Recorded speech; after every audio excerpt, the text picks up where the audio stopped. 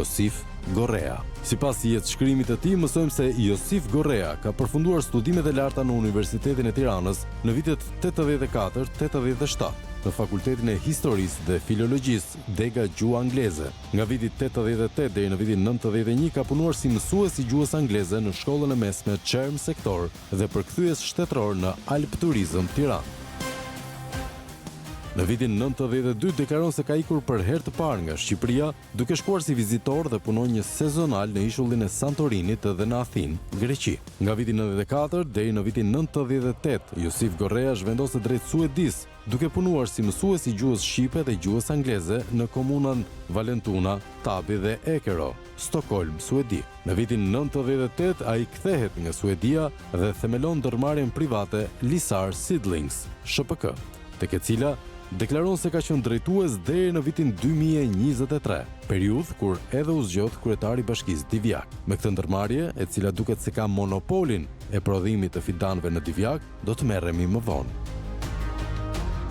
Në formularin e vetdeklarimit për dekriminalizimin të dorëzuar në KQZ në vitin 2023, zbulojmë të dhëna interesante që nuk përputhen me deklarimet e CV-së së tij. Së pari, mësojmë se Josif Gorrea ka qenë i dënuar. Dënimi i pari përket datës 21 maj 2008, kur është dënuar me gjob nga gjykata e Durrësit sipas nenit 174. Dhe 2 vjet më pas, në 21 qershor 2010, mësohet se prokuroria e çështjes ka mbyllur hetimet për procedimin numër 0367. Më vonë, në vitin 2021, pra 2 vjet përpara se Erion Braçi ta zgjidhte kandidat për kryetar bashkie në Divjak, Josif Gorrea është ndaluar nga Komisariati i Policisë Korç në datën 22/8/21. Në formular nuk shpjegohen arsyet e ndalimit, por Gorrea thotë se është liruar. Por ajo që nxjerr zbuluar një mashtrim të kryebashkiakut të Divjakës është deklarimi i qëndrimit jashtë vendit. Në CV-n e tij, Josif Gorrea deklaronte se kishte emigruar në Suedi në vitin 94 dhe ishte kthyer në vitin 98, ndërsa kishte qëndruar në komunën Vallentuna, Tab dhe Ekero, Stockholm, Suedi. Mirëpo, në formularin e deklarimit, Josif Gorrea thotë se ka qëndruar në Suedi përgjatë periudhës 2004-2008, ndërsa si arsye liston faktin se është shtetas suedez. Josif Gorrea duket se është një shkelës i përsëritur i ligjit, madje edhe kur ka hyrë në zyrën e kryetarit të Bashkisë Divjak.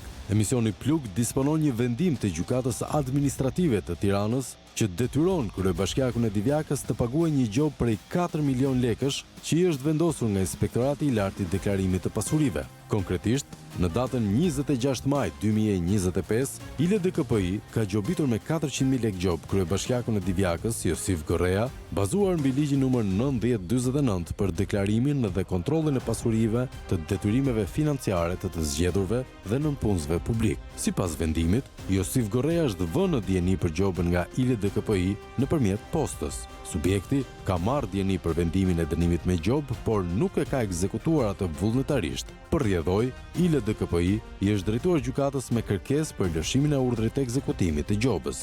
Në datën 10 shtator 25, Gjykata Administrative e Tiranës ka vendosur të pranojë kërkesën e ILDKPI, duke lëshuar urdhrin e ekzekutimit të gjobës me masën e 400.000 lekëve në ngarkim të Josif Gorres, ndërsa për zbatimin e këtij vendimi është ngarkuar shërbimi përmbarimor.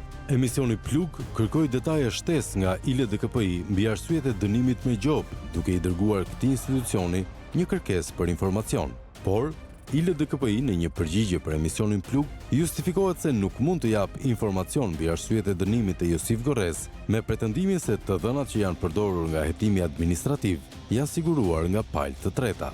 Në vlerësim të kërkesës tuaj, konstatojmë se dokumentacioni zyrtar i kërkuar nga ju, vendimi për marrjen e masës administrative, përmban të dhëna të marra nga institucionet publike dhe private gjatë ushtrimit të kontrollit të interesave private dhe hetimit administrativ, të cilat bien në fushën e veprimit të ligjit numër 9049, datë 10/4/2003, i ndryshuar neni 34.3 dhe nuk është i publikueshëm për palë të treta.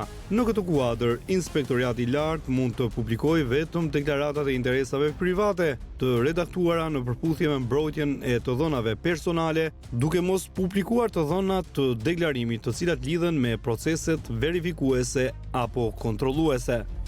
Por, Plug, duke pasur parasysh se nuk kërkon informacion që cënon konfidencialitetin apo të dhëna sensitive, por vetëm arsyet e dënimit të Josif Gorres, i është drejtuar përsëri i LDKPI me një kërkesë për informacion ku kërkon pikërisht nga ky institucion vetëm shkaqet që quan në dënimin me gjop të Josif Gorres, që shkon deri në kufit maksimal të parashikimeve ligjore.